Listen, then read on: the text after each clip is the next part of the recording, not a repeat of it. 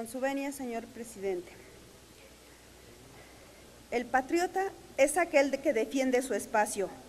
Quien no lo hace no merece tener patria ni nada. Lo que hoy está ocurriendo en esta Cámara de Diputados es muy grave. Me permito presentar a consideración de este Pleno las siguientes reservas al artículo 99, 101, 102, 103, 108 y 109 de la Ley de Hidrocarburos. La Ley de Hidrocarburos, que se discute hoy de manera simulada, pretende legalizar el despojo de terrenos a comunidades y pueblos rurales, indígenas y comunales, donde se apliquen proyectos productivos en materia energética. Con ello, se contraviene el artículo 1 de la Constitución Política, que garantiza que todas las personas gozarán de iguales derechos, cuyo beneficio no podrá restringirse ni suspenderse. Resulta difícil creer que no habrá expropiaciones de tierras para la explotación y extracción de hidrocarburos. La propuesta de cambiar de nombre a esta afectación de terrenos por ocupación temporal, donde el contratista tendrá que llegar a algún tipo de arreglo con el dueño de la tierra para poder explotar e incluso tendría que pagarle con un porcentaje de sus ganancias, esto entre el 0.5% al 2.5% de la utilidad. Este cambio de nombre no frenará los abusos y el despojo de muchas tierras, principalmente del área rural y de la propiedad comunal. Y resulta especialmente negativo cuando, como en muchos casos, su población vive del autoconsumo, de lo que producen sus tierras y ahora ya no lo podrán hacer. El artículo 27 de la Constitución establece que las expropiaciones pueden hacerse por causa de utilidad pública y existe una ley de expropiación que la regula. Por lo tanto, en la práctica, la expropiación podrá seguir utilizándose como moneda de cambio para forzar a los propietarios a negociar la renta de sus terrenos.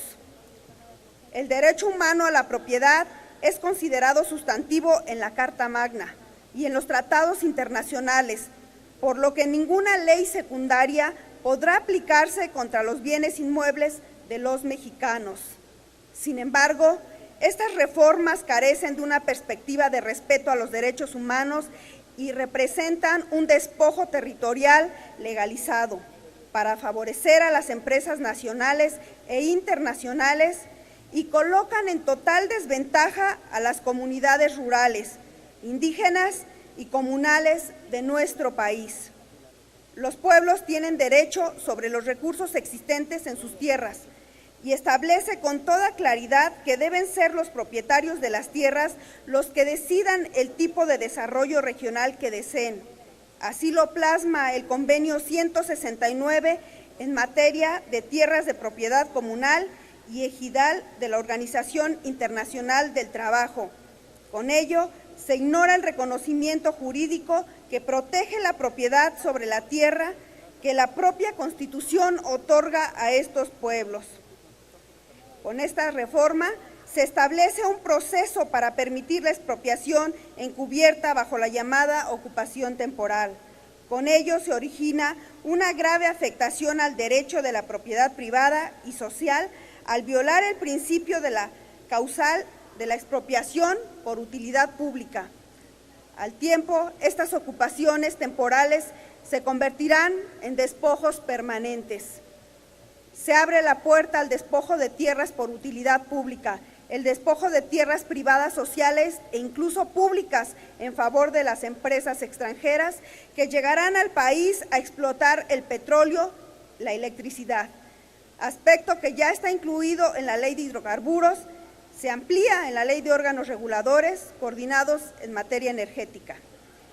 Esta iniciativa de Ley de Hidrocarburos violenta realmente el régimen de la propiedad social, desde el momento en que se impone una figura diferente a todo el régimen especial de la propiedad social que está regulado por el artículo 27 constitucional y sus reglamentos. Los campesinos y propietarios rurales de este país exigen que se respete la legislación en materia agraria para que no sea cambiada por la legislación mercantil y civil.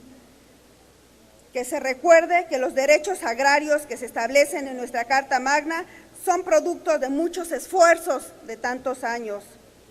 Quiero referirme a 3 derechos que se consideran relevantes en el desarrollo regional de las comunidades rurales. Primero, el derecho a vivir con dignidad en el campo, y esta ley que se ha aprobado viola los derechos de los pueblos, viola el derecho a la propiedad y viola el derecho a la pertenencia cultural de los pueblos. Segundo, el derecho a la producción de los alimentos del país. Todo lo que consumimos se genera en el campo. Debemos defender el derecho a los campesinos para que sigan produciendo los alimentos que el país requiere. Tercero, los campesinos tienen pleno derecho a vivir en sus propiedades y de seguir en el campo. Los campesinos no deben ser usados solo como proveedores de la materia prima, sino que deben ser parte del desarrollo pleno del país sin afectarlos en su entorno. Se requiere una propuesta que genere desarrollo regional de las comunidades. En ese sentido, lo primero que tenemos que hacer es consultar a los propietarios de la tierra para la forma de utilizar los recursos naturales que existan en sus propiedades. Quienes hoy han avalado la reforma han aludido que los dueños de la tierra tendrán mayores ganancias, pero los campesinos, mal que bien, siempre han vivido de las tierras, porque saben que la tierra debe ser de quien la trabaja.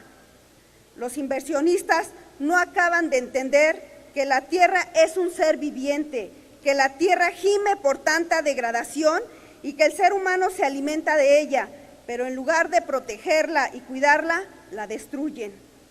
Las campañas publicitarias a favor de la reforma energética son pagadas por las propias transnacionales y quienes gobiernan este país se benefician de ello. Los mismos argumentos y las mismas campañas que han tratado de vender una mentira disfrazada de verdad de que los precios del gas, gasolina y energía eléctrica bajarán en los próximos años con la reforma energética, se miente al pueblo mexicano. La realidad es otra. Los precios de la gasolina van a bajar. Los analistas estiman que el precio de la gasolina podría llegar el año que viene a 20 pesos por litro, precio que superaría por mucho el precio internacional actual de este energético. Es importante resaltar que las experiencias internacionales en la privatización no demuestran bajas tarifas a los usuarios finales. Las más exitosas solo demuestran la creación de riqueza para las empresas privadas que prestan el servicio. Vale la pena detenerse a revisar algunas de estas experiencias internacionales. Con las leyes secundarias de esta reforma, que permitirá la ocupación temporal de las tierras para las empresas privadas, en caso de que haya yacimientos petroleros, se pierde en lo absoluto la libertad de los mexicanos, quienes no decidirán por sí solos, sino que lo harán las transnacionales y la iniciativa privada. Voy a referirme a lo que establece el artículo 6 del artículo 101 de la Ley de Hidrocarburos en cuanto a la prestación, y se establece que deberán ser proporcional a los requerimientos asignados o contratista, lo que deja en un segundo plano los intereses de las personas que habitan en dichos terrenos. Por otro lado, aunque este mismo artículo señala que en el caso de los proyectos que alcancen la extracción comercial, la empresa deberá pagar un porcentaje de sus ingresos una vez descontados los pagos al Estado mexicano, a los propietarios. Este será calculado poniendo el énfasis en la promoción de la competitividad del sector. Esta disposición hace patente que en todo momento las negociaciones se harán anteponiendo los intereses comerciales de las empresas y no los derechos de los propietarios de la tierra, sus necesidades y el grado de afectación, ya sean ejidos, comunidades, pequeñas o grandes propiedades. Quiero finalizar mencionando las desventajas que ofrece la reforma energética de acuerdo a los expertos en la materia. Permitirá que los extranjeros tengan refinerías. No hay claridad sobre los beneficios y el reparto de utilidades.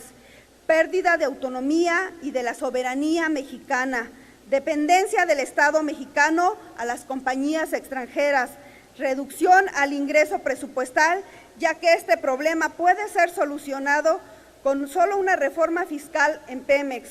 La reforma no aborda ni propone soluciones a la corrupción que hay en Pemex.